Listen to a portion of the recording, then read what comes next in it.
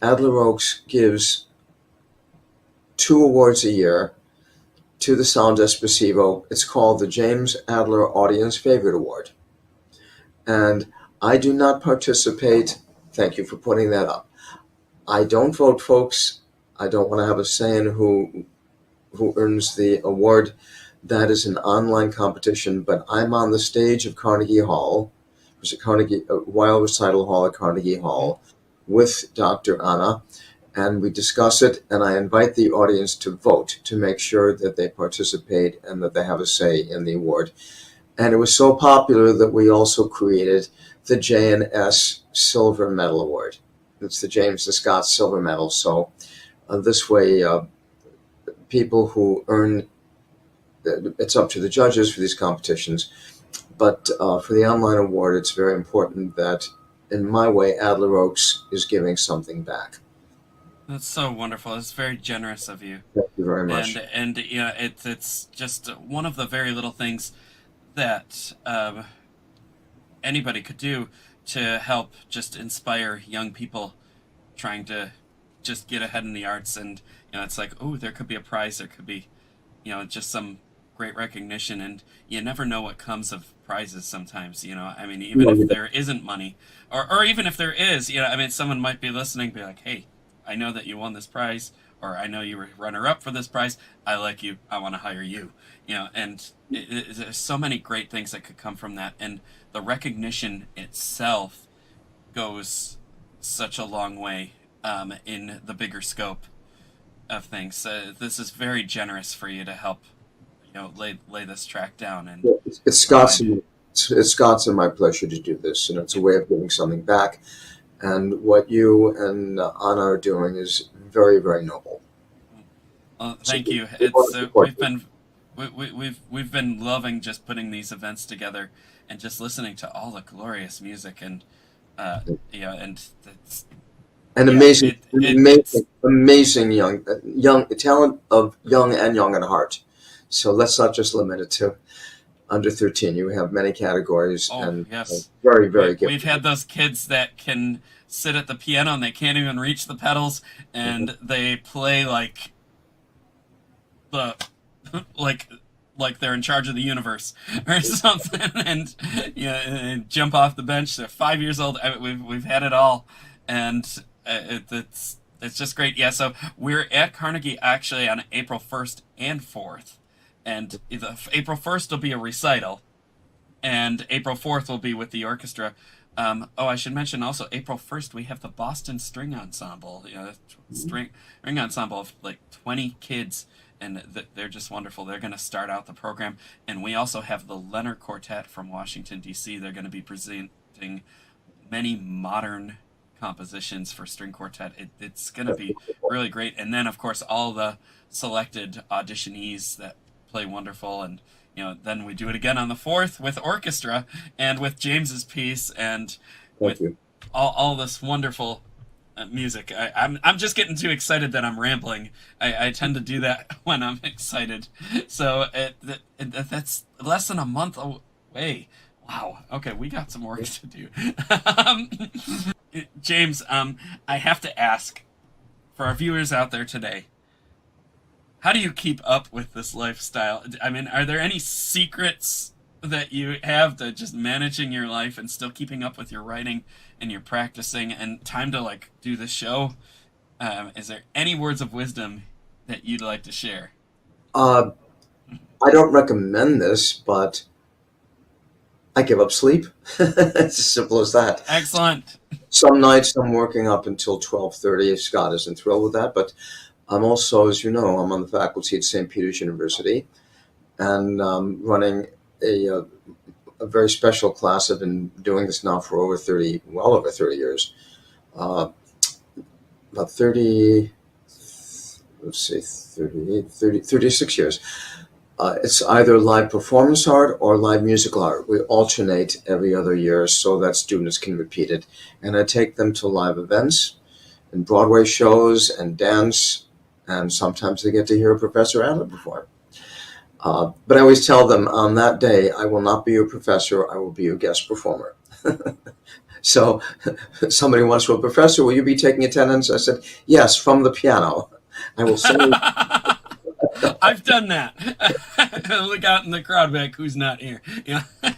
No, it's actually new. Here's the new thing. Remember you had the old sign-up sheets where students had to sign in? Oh yeah. Some of my colleagues in the Department of English came up with this. No, we don't do it that way. I asked them to take a selfie in the hall that day, send that, and then submit the report to Blackboard. I use Blackboard for all Yeah. the report submissions. So to do it that way, and I said, and they said, what about if we get a picture with you afterwards? I said, oh, then you get bonus points. Nice. Oh Grab me. wow. So that's the new way. Yeah, and you get the picture. And I get a, So, and they get a grade. yeah, yeah, that hidden bonus right there is the picture with you. Exactly. Yeah. Exactly. Oh, how wonderful. Well, and this has just been great. We have the rest of that composition that we haven't heard yet. We played the first part at the beginning, and we should hear the second part now. So let's hear the master perform a little bit more here. Thank you so much.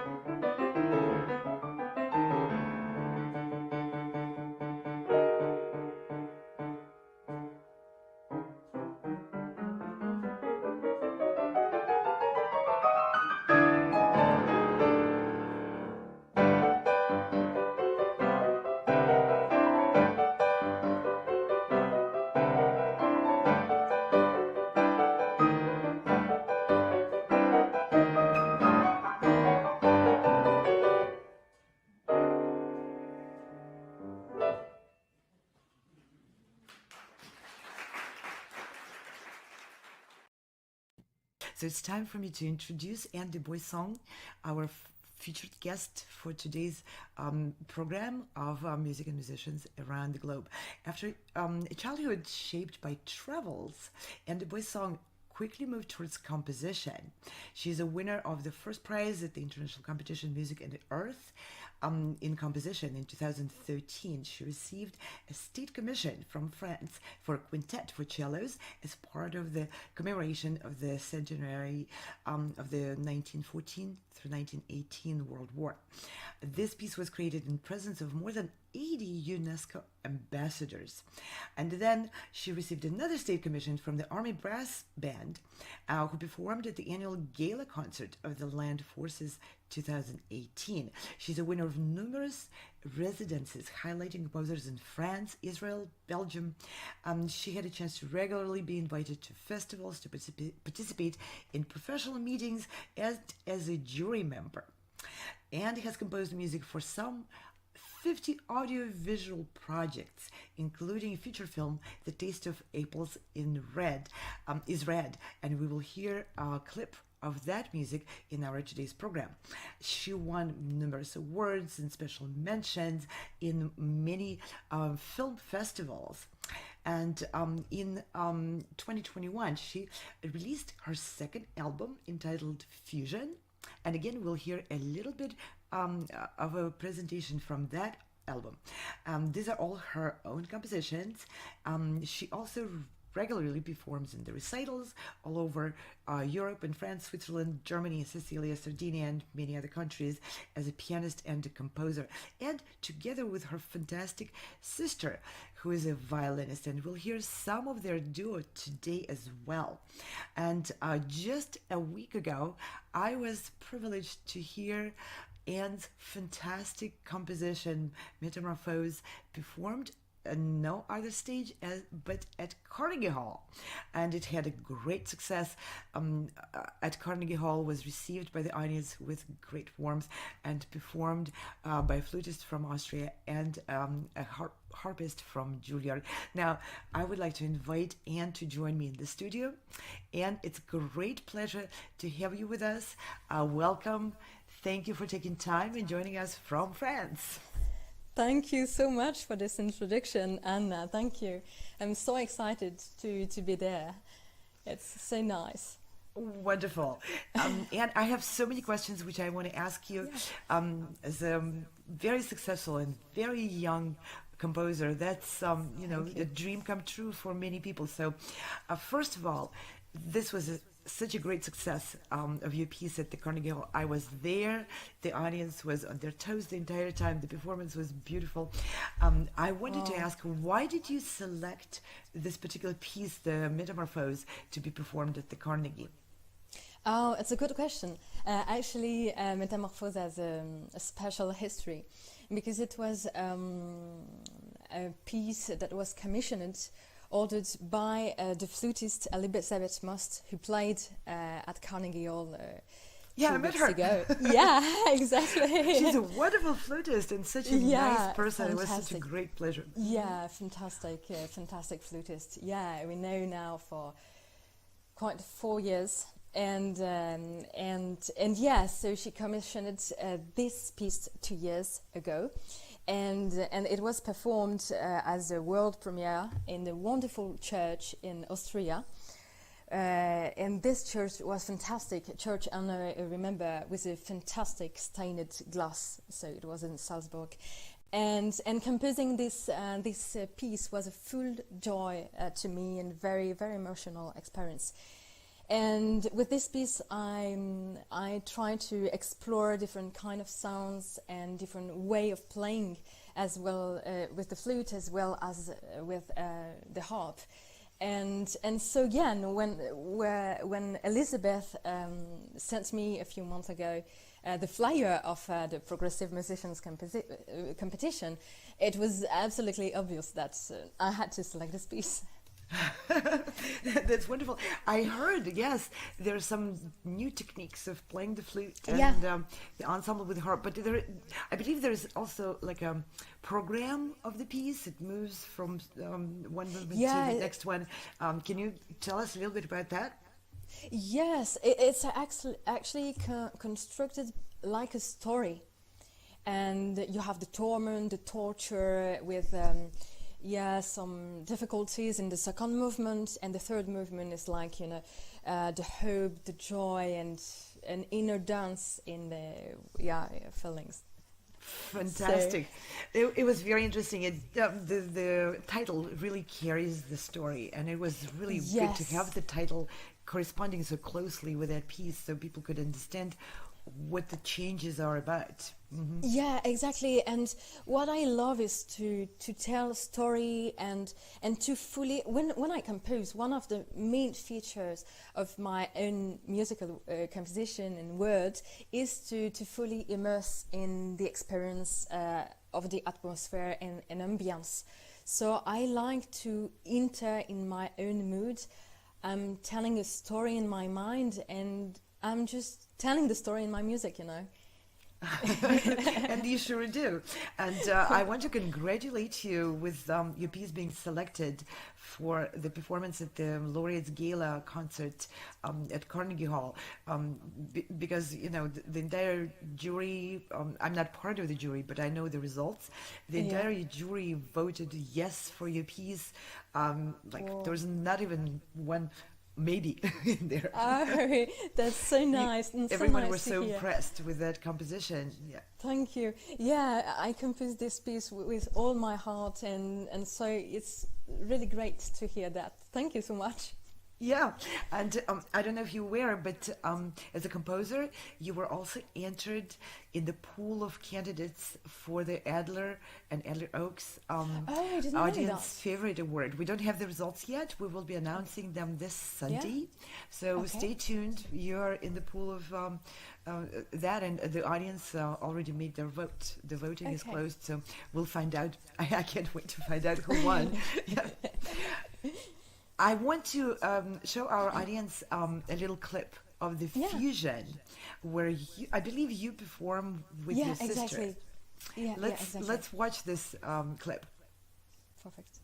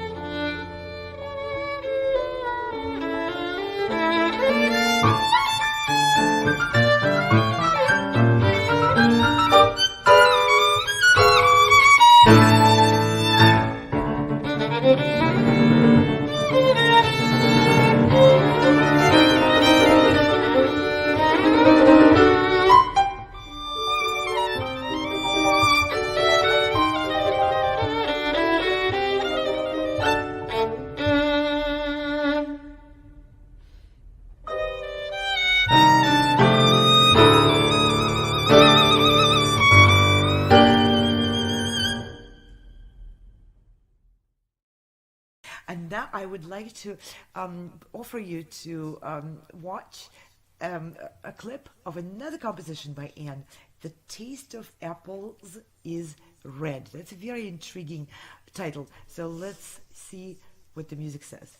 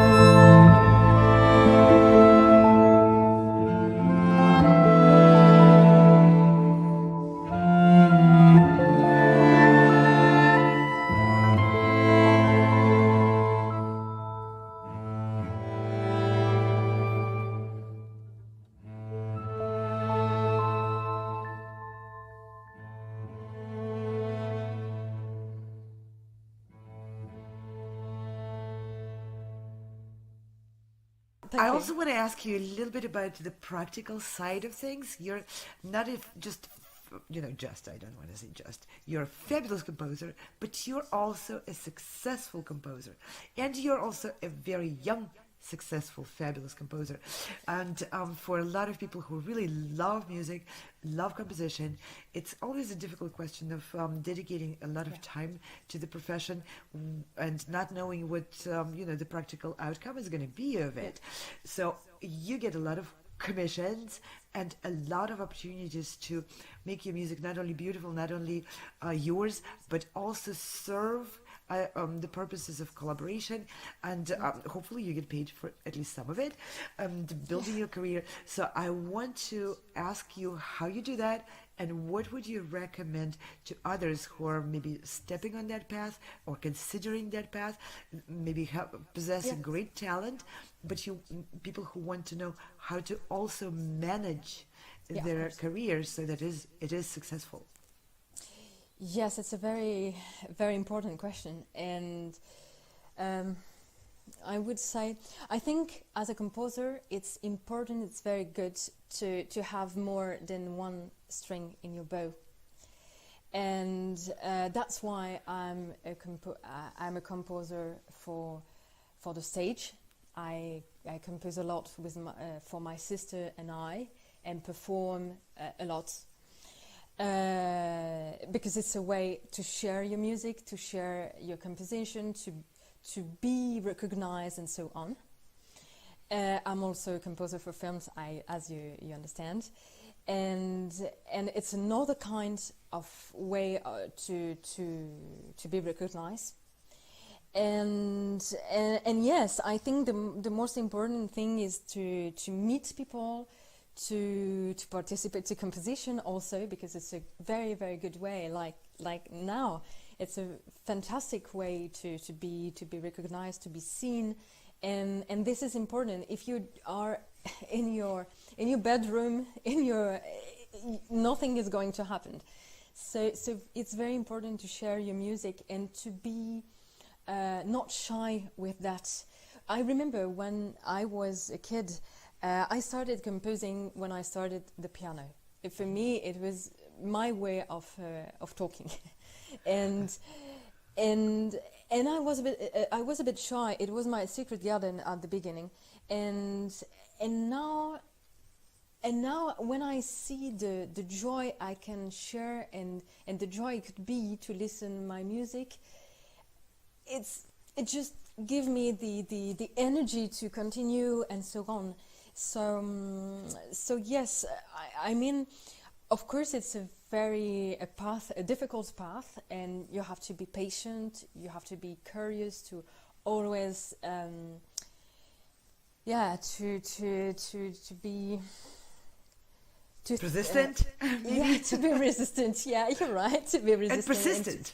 and persistent. It's very important to be persistent, because yes, I'm young, but I'm on the composition market for a long time, and I never give up, never. And it's very, very important, because but for that you have to be completely passionate with the composition. It's very, very important. Otherwise, you have to stop. It's not worth it. The trouble is not worth it unless the passion exactly. carries you through. Yeah. What a wonderful advice to everyone. And you're so Yeah. wise, and you're so experienced. And like you said, this is, I agree with every word you said. This is a great advice to everyone.